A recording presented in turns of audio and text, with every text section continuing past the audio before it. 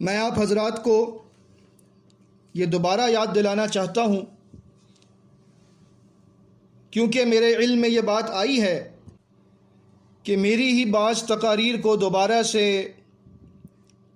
مختلف social media plate forms پر share کیا جا رہا ہے۔ میں تو آپ سے عرض کر چکا ہوں کہ ایسا نہ کیجیے، لیکن اگر پھر بھی لوگ باز نہ آئے تو پھر ہم اللہ رب العزت کے آگے ہی فریاد کر سکتے ہیں۔ یہاں میں آپ کے سامنے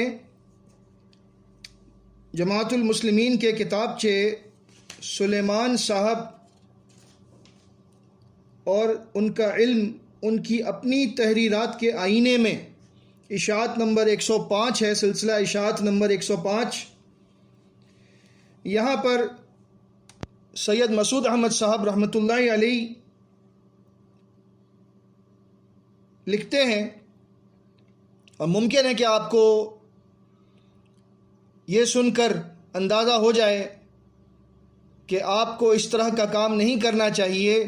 کہ جب ایک عالم آپ سے کہہ رہا ہے کہ میری ان تقاریر کو آپ مزید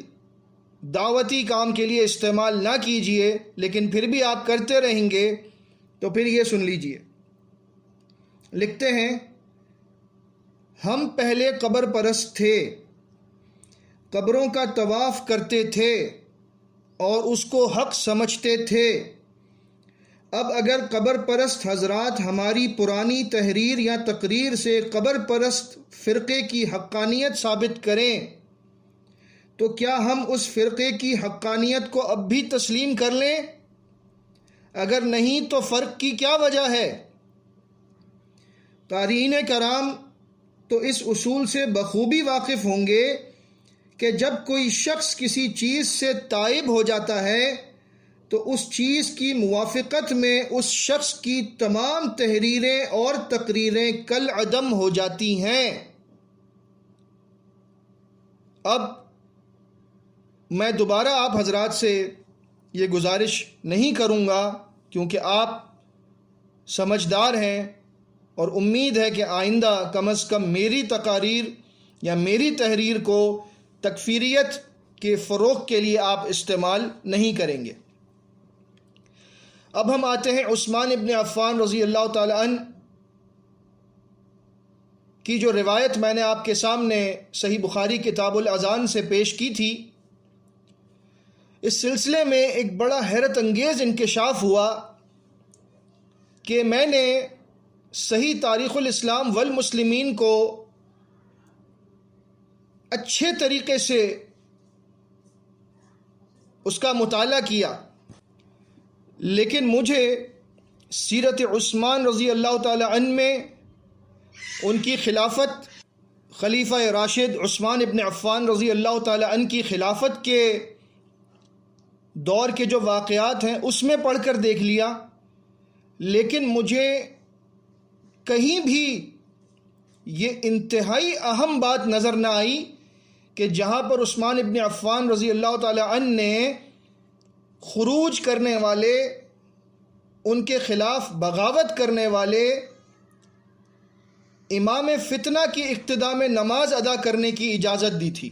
یہ روایت مجھے تاریخ الاسلام والمسلمین میں کہیں نہ ملی، اور یہ میرے اپنے لیے بڑی حیرت کی بات ہے کہ یہ روایت ہماری تاریخ الاسلام والمسلمین میں کیوں نہیں ہے۔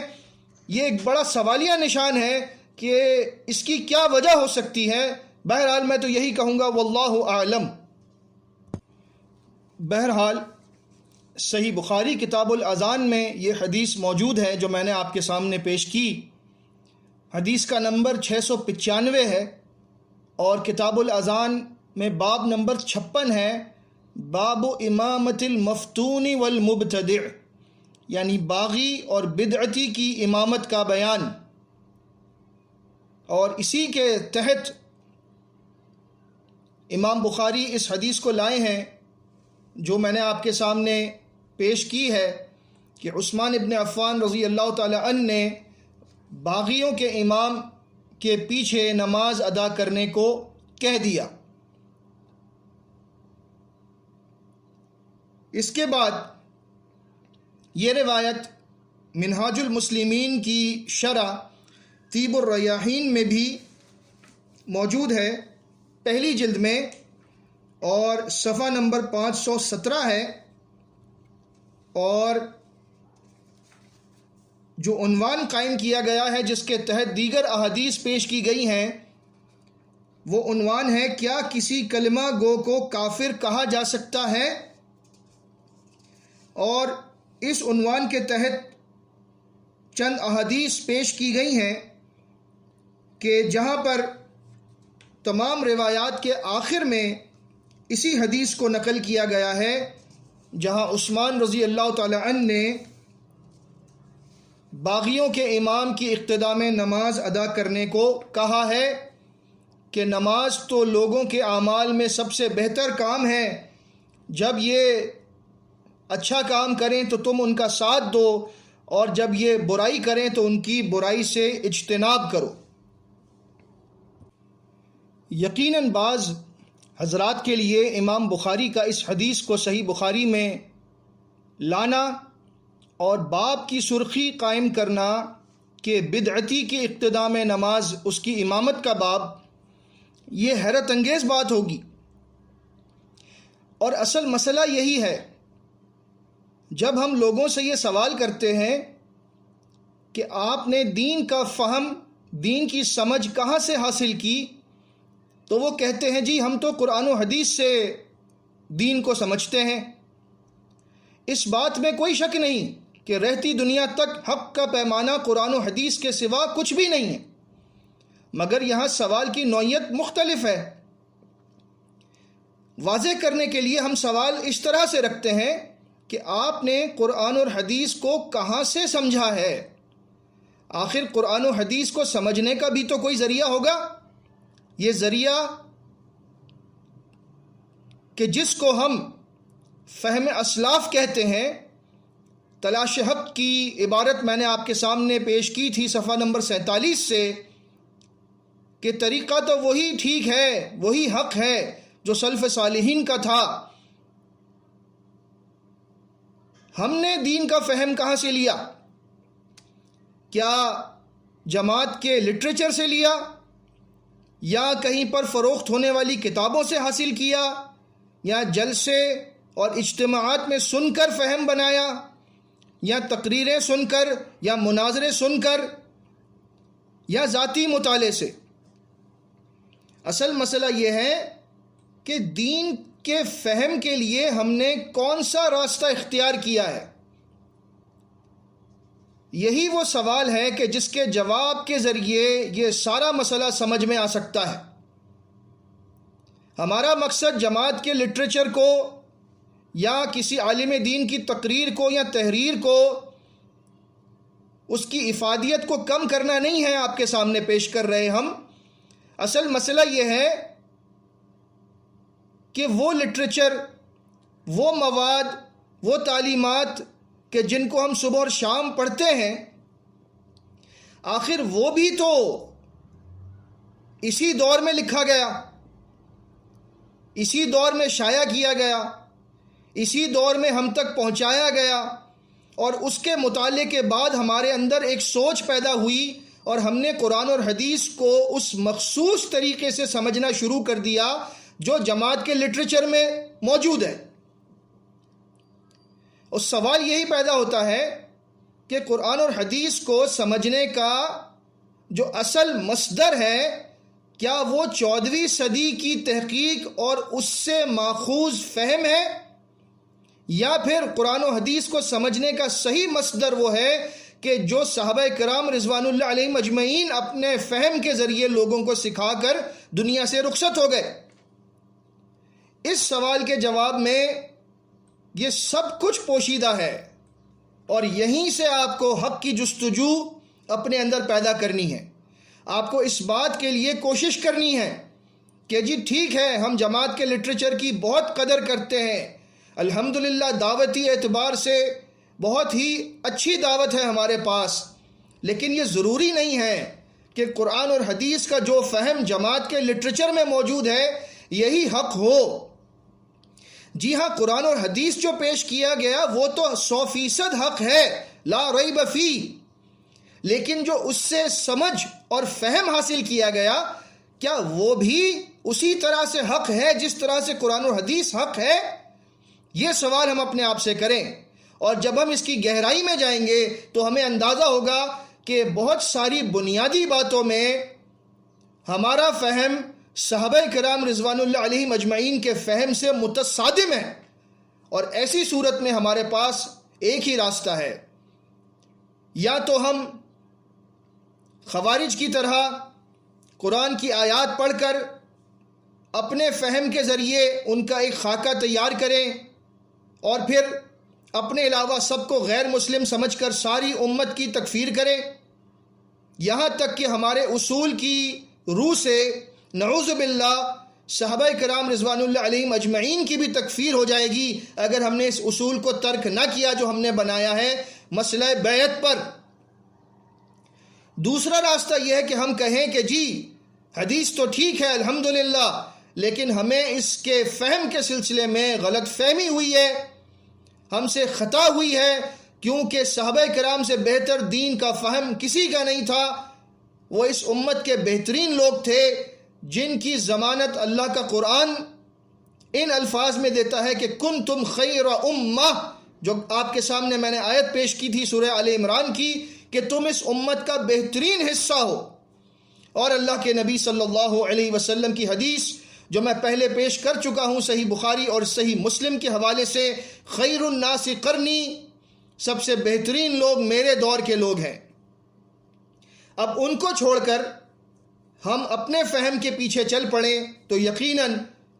یہ بات سمجھنا بہت آسان ہے کہ اگر ہمارے فہم میں اور ان کے فہم میں آپس میں اختلاف ہے تو یہ بات یقینی طور سے کہی جا سکتی ہے، اور اس بات کو اس طرح سے بھی سمجھ لیجئے کہ ایک طرف قرآن و حدیث کے ساتھ کھڑے ہیں ابو بکر صدیق رضی اللہ تعالی عنہ، عمر فاروق رضی اللہ تعالی عنہ، عثمان غنی رضی اللہ تعالی عنہ، علی مرتضی رضی اللہ تعالی عنہ، عشرہ مبشرہ رضی اللہ عنہم، مہاجرین اور انصار رضی اللہ عنہم۔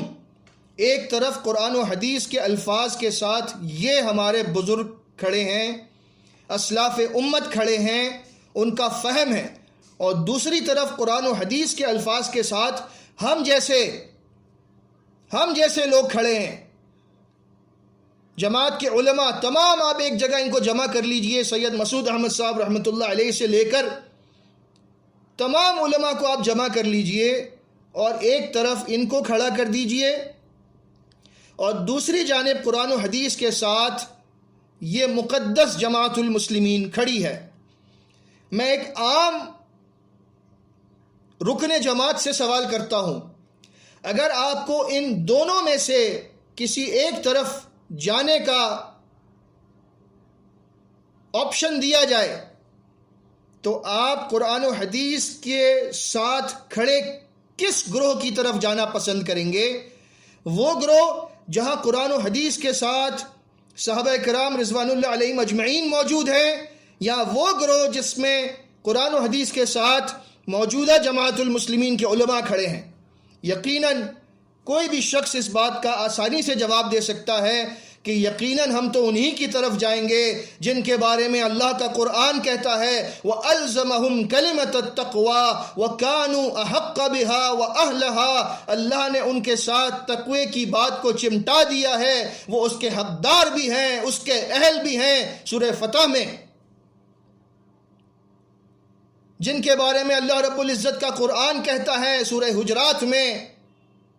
وَكَرَّهَ إِلَيْكُمُ الْكُفْرَ وَالْفُسُوقَ وَالْعِصْيَانَ أُولَئِكَ هُمُ الرَّاشِدُونَ، کہ اس مقدس جماعت المسلمین کو ہم نے ایسا بنا دیا ہے کہ ان کو کفر سے، نافرمانی سے،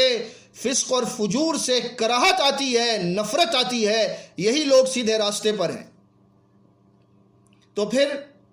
جب ایک طرف یہ مقدس ہستیاں اور ان کا فہم ہے، ایک طرف قرآن و حدیث کے ساتھ ہم آج کے لوگ ہیں، تو آپ یقیناً یقیناً یہی فیصلہ کریں گے کہ ہم تو صحابہ کرام کے ساتھ ہیں، ہمارے ماں باپ ان پر قربان، ان جیسے لوگ نہ دنیا نے کبھی دیکھے ہیں نہ دنیا کبھی دیکھ سکے گی۔ اس امت کا سب سے پہلا گروہ جس نے صحابہ کرام کے فہم کو چھوڑ کر قرآن و سنت کی اتباع کرنے کا دعویٰ کیا، جسے ہم خوارج کہتے ہیں، جن کا آپ نے کچھ حال سن لیا ہے۔ علامہ ابن تیمیہ رحمہ اللہ، جن کے بارے میں تلاش حق صفحہ نمبر 147 پر لکھا ہے کہ وہ سخت قسم کے غیر مقلد تھے، وہ علم دین کے بہت بلند مینار تھے۔ ان کی کتاب منہاج السنہ فی کلام الشیعہ والقدریہ جلد نمبر 1 صفحہ نمبر 15 پر لکھا ہے کہ خوارج کی بدعت الحاد کی وجہ سے نہ تھی، بلکہ کتاب اللہ کے معنی کے فہم میں جہالت اور ضلالت کی وجہ سے تھی۔ یعنی ان کی گمراہی میں بنیادی گمراہی یہ تھی کہ وہ ہر گناہ گار کو کافر سمجھتے تھے، خواہ گناہ ارادتاً ہو، غلط فہمی سے ہو یا اجتہادی خطا سے ہو۔ جیسا کہ میں نے آپ کو بتایا تھا کہ اب تک ہم امیر کی نافرمانی، جماعت سے اختلاف اور بیعت کے مسئلے پر صحیح طور پر فیصلہ ہی نہیں کر سکے ہیں کہ اس کی نوعیت کیا ہے۔ ایک جگہ جیسا کہ میں نے آپ کو بتایا، جماعت المسلمین پر اعتراضات اور ان کے جوابات نامی کتابچے میں امیر کی نافرمانی کو گناہ بتایا گیا ہے، اور دوسری جانب بے شمار ایسے حوالے دیے جا سکتے ہیں، اور چند میں نے دیے بھی ہیں، جہاں پر امیر کی نافرمانی کو جماعت چھوڑنے کے برابر، اور جماعت چھوڑنے کو اسلام چھوڑنے کے برابر، اور اسلام چھوڑنے کو کفر کی طرف لوٹ جانے کے برابر بتایا گیا ہے۔ یہ مفہوم ہے ان مختلف اقتباسات کا جو میں آپ کے سامنے پیش کر چکا ہوں۔ اب آپ دیکھیے ہمارا کتابچہ الجماع صفحہ نمبر 33 پر تکبیر کے ایڈیٹر صلاح الدین صاحب کے جواب میں لکھا ہے، مسعود احمد صاحب رحمۃ اللہ علیہ نے، ہمارے ہاں بھی ایک لحاظ سے درجہ بندی ہے۔ صلاح الدین صاحب کا بیان صحیح نہیں بلکہ اتہام ہے۔ ہمارے ہاں کفر اور شرک، کبیرہ گناہ اور صغیرہ گناہ تینوں کی درجہ بندی موجود ہے۔ ہم گناہ صغیرہ یا کبیرہ کے مرتکب کو کافر نہیں کہتے، مسلم ہی کہتے ہیں۔ اس عبارت پر غور کیجئے اور بار بار اس پر غور کیجئے کہ لکھا ہے ہم گناہ صغیرہ یا کبیرہ کے مرتکب کو کافر نہیں کہتے، مسلم ہی کہتے ہیں۔ اور پھر اس عبارت کو سنیے جو اسی کتابچہ الجماع کے صفحہ نمبر 55 اور 56 پر لکھی ہے، جماعت المسلمین کے امیر کے ہاتھ پر بیعت نظام باطل کے مٹانے کے لیے ہی کی جاتی ہے۔ تو پھر صلاح الدین صاحب سے کہتے ہیں، تو پھر یا تو ہاتھ پر ہاتھ رکھ کر بیعت کر لیجئے، یا تو ہاتھ پر ہاتھ رکھ کر بیعت کر لیجئے، یا دور رہتے ہوئے بھی اس کی تائید اور حمایت میں سرگرم ہو جائیے۔ یا تو پھر ہاتھ پر ہاتھ رکھ کر بیعت کر لیجئے، یا دور رہتے ہوئے بھی اس کی تائید اور حمایت میں سرگرم ہو جائیے۔ کیا کسی مبلغ کو یہ اختیار ہے کہ وہ کسی ایسے شخص کو جسے وہ دین کی دعوت دے رہا ہو، وہ اسے کہے کہ یا تو آپ اسلام قبول کر لیجئے یا کافر ہی رہیے، کوئی بات نہیں ہے؟ اللہ کے نبی صلی اللہ علیہ وسلم کی تو یہ شان تھی، جیسا اللہ رب العزت نے سورۃ الکہف میں فرمایا، فَلَعَلَّكَ بَاخِعٌ نَفْسَكَ عَلَىٰ آثَارِهِمْ إِن لَّمْ يُؤْمِنُوا بِهَٰذَا الْحَدِيثِ أَسَفًا۔ ایسا لگتا ہے اے رسول صلی اللہ علیہ وسلم کہ یہ لوگ جو ایمان نہیں لاتے، آپ ان کے غم میں گھلتے گھلتے اپنے آپ کو ہلاک کر بیٹھیں گے۔ تو اگر ہماری نظر میں بیعت شرط ایمان ہے، اگر ہماری نظر میں بیعت ہی اسلام میں آنے کا واحد ذریعہ ہے، کلمہ طیبہ بھی ہمارے نزدیک کسی شخص کے مسلم ہونے کی دلیل نہیں ہے، اگر 5 وقت کی نماز ادا کرنا بھی ہمارے لیے اگر کسی شخص کے مسلم ہونے کی دلیل نہیں ہے ہمارے نزدیک، اگر اور ہمارے نزدیک بیعت شرط ایمان ہے، تو پھر میں پوچھتا ہوں کہ سید مسعود احمد صاحب رحمۃ اللہ علیہ نے صلاح الدین صاحب سے یہ کیسے کہہ دیا کہ پھر آپ ہاتھ پر ہاتھ رکھ کر بیعت کر لیجئے یا دور رہتے ہوئے اس کی تائید اور حمایت میں سرگرم ہو جائیے؟ معلوم ہوتا ہے کہ الحمدللہ یہ بات ان کے ذہن میں تھی کہ وہ امیر کی بیعت کو شرط ایمان نہیں سمجھتے تھے، ورنہ وہ ہرگز بھی نہ کہتے صلاح الدین صاحب سے کہ بیعت کر لیجئے یا پھر حمایت کرتے رہیے، کیونکہ اسلام اور کفر میں کوئی آپشن نہیں ہوتا کہ اسلام قبول کر لیجئے یا کفر میں رہیے، یہ کوئی آپشن نہیں ہے۔ لہٰذا معلوم ہوا کہ اس سلسلے میں ہمیں خود بھی نظر ثانی کرنی چاہیے، اور اسی کے ساتھ ہم عثمان رضی اللہ تعالی عنہ والی روایت پر مختصراً اس کا جائزہ لیتے ہیں، کیونکہ اس سلسلے میں بہت سارے سوالات آ چکے ہیں۔ تلاش حق کے صفحہ نمبر 108 پر لکھا ہے، صحیح بخاری کے حوالے سے جو کچھ لکھا ہے وہ عثمان رضی اللہ تعالی عنہ کا قول ہے، حدیث نہیں ہے۔ میں آپ کے سامنے یہ بات پیش کر چکا ہوں، اللہ کے نبی صلی اللہ علیہ وسلم کی حدیث کی روح سے میں اس عبارت کو بعد میں مکمل کرتا ہوں، پہلے اس بات کو سمجھ لیجئے کہ فرمان نبوی صلی اللہ علیہ وسلم جو میں نے آپ کے سامنے پیش کیا تھا ابو داؤد اور ترمذی کے حوالے سے صحیح سند سے کہ علیکم بسنتی وسنت الخلفاء الراشدین المہدیین عضوا علیہا بالنواجذ کی روح سے عثمان رضی اللہ تعالی عنہ کی بات نبی صلی اللہ علیہ وسلم کے اس حکم کی روح سے یقیناً اس قابل ہے کہ اس کو مانا جائے۔ اور ایک بات اور سمجھ لیجئے کہ عثمان رضی اللہ تعالی عنہ کے بارے میں یہ کہہ دینا کہ یہ ان کی ذاتی رائے تھی، یہ بالکل غلط بات ہے۔ عثمان رضی اللہ تعالیٰ عنہ خلیفہ راشد ہیں، اور اس دور میں جتنے صحابہ کرام موجود تھے ان میں سے کسی نے بھی اس بات پر کوئی اعتراض نہیں کیا، اور امام بخاری اس کو صحیح بخاری کتاب الاذان میں لے کر آئے ہیں۔ اب یہ عبارت سنیے، صحیح بخاری کے حوالے سے جو کچھ لکھا ہے وہ عثمان رضی اللہ تعالیٰ عنہ کا قول ہے، حدیث نہیں ہے۔ عثمان رضی اللہ تعالیٰ عنہ نے امام فتنہ کے پیچھے نماز پڑھنے کی اجازت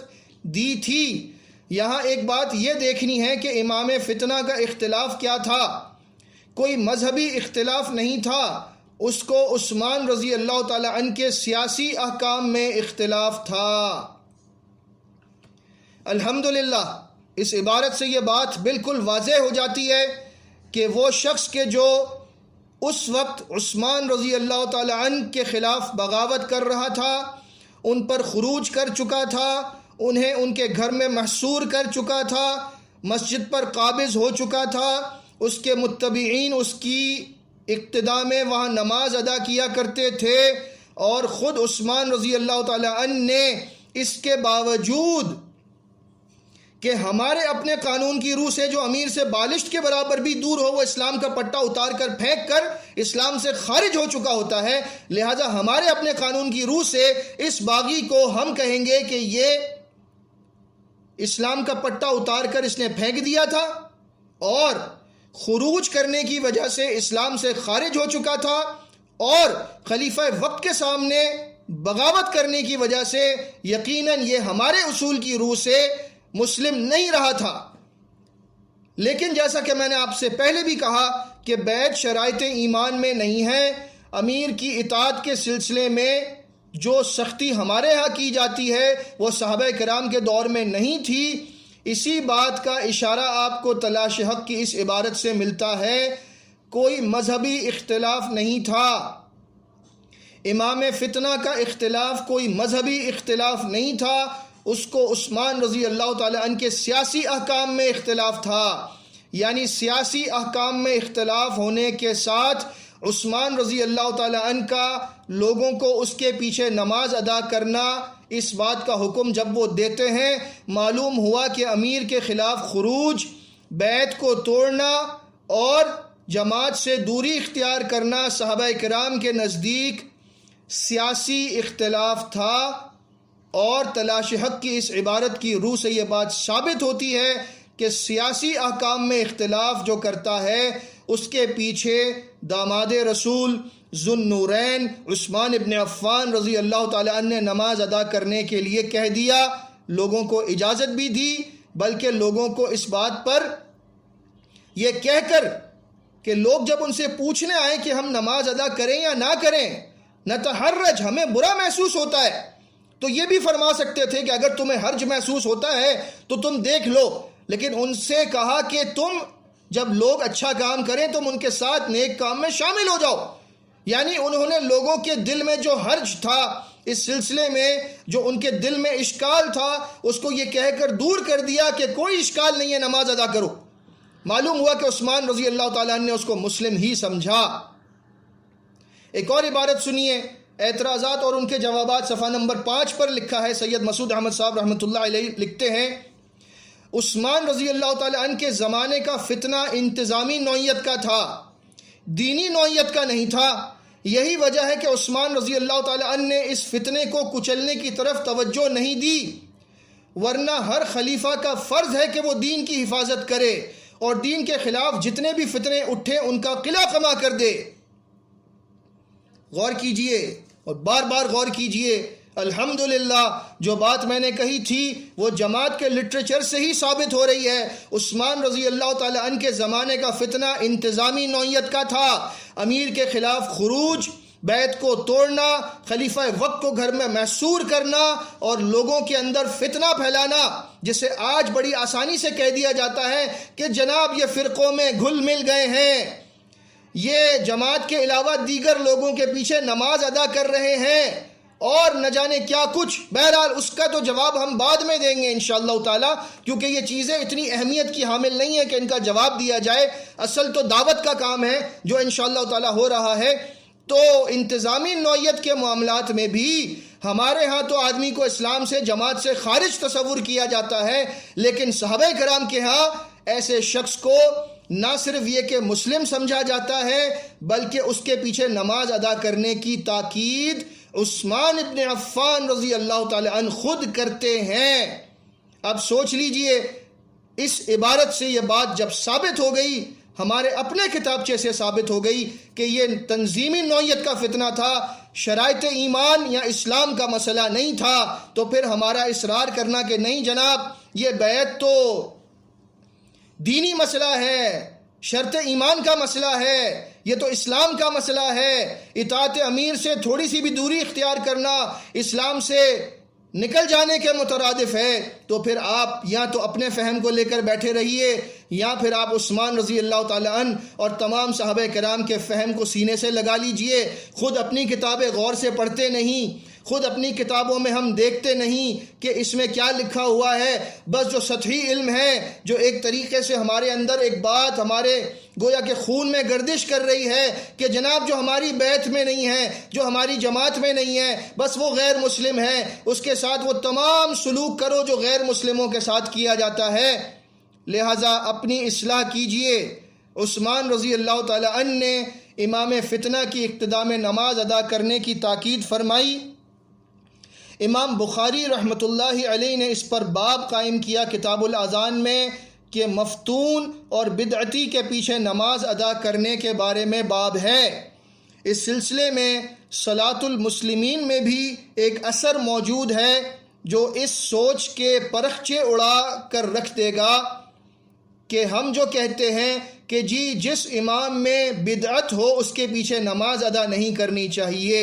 پہلے تو ہم تعلیم حاصل کریں کہ بدعت، ہر بدعت ایسی نہیں ہوتی کہ اسلام سے خارج قرار دے دے انسان کو۔ بدعت میں مکفرہ بھی ہوتی ہے اور غیر مکفرہ بھی ہوتی ہے، کہ جو انسان ایسی بدعت کا مرتکب ہو جائے کہ جس میں عقیدے کی بدعت ہو، جو کفر پر مبنی ہو، تو یقیناً وہ شخص اس قابل نہیں ہے کہ اس کی ابتدا میں نماز ادا کی جائے، لیکن جس کی بدعت اس نوعیت کی نہ ہو، ایسے شخص کے بارے میں ہی یہ باب امام بخاری نے قائم کیا ہے۔ اور یہ جو شخص تھا جو نماز ادا کرواتا تھا عثمان رضی اللہ تعالیٰ عنہ کے دور مبارک میں، اس کی بدعت جس نوعیت کی تھی اسی نوعیت پر رہ کر ہمیں فیصلہ کرنا ہے کہ جو لوگ جماعت سے جڑے ہوئے نہیں ہیں لیکن ان میں یہ چھوٹی چھوٹی باتیں موجود ہیں، کیا ان کے پیچھے نماز ادا کرنا کفر اور شرک ہے یا نہیں ہے؟ اس پر ہم اگلے حصے میں بات کرتے ہیں۔ اور اس کے بعد انشاءاللہ تعالی علی رضی اللہ تعالیٰ عنہ کے دور سے وہ واقعہ کہ جہاں پر وہ 2 جماعتوں میں صحابہ کرام تقسیم ہو گئے تھے اور معاویہ رضی اللہ تعالیٰ عنہ نے علی رضی اللہ تعالیٰ عنہ کی بیعت نہیں کی تھی، جس پر مجھ سے سوال کیا گیا تھا کہ اس کا بھی کوئی حوالہ نہیں دیا، تو اس کا بھی حوالہ انشاءاللہ تعالیٰ میں آپ کو دیتا ہوں، اگرچہ اس کا حوالہ یقیناً جماعت میں کسی بھی شخص کو نہیں ہے، اس کے حوالے کا علم کسی کو نہیں ہے، کیونکہ خود ہماری کتابوں میں لکھا ہے کہ معاویہ رضی اللہ تعالیٰ عنہ نے اگر بیعت نہیں کی تھی تو حوالہ دیجئے۔ ہم نے ہر ایک سے حوالہ مانگا، کسی نے حوالہ نہیں دیا، ہم سمجھے حوالہ ہوگا ہی نہیں، لیکن الحمدللہ حوالہ موجود ہے، وہ میں آپ کے سامنے پیش کرتا ہوں اللہ کی توفیق سے۔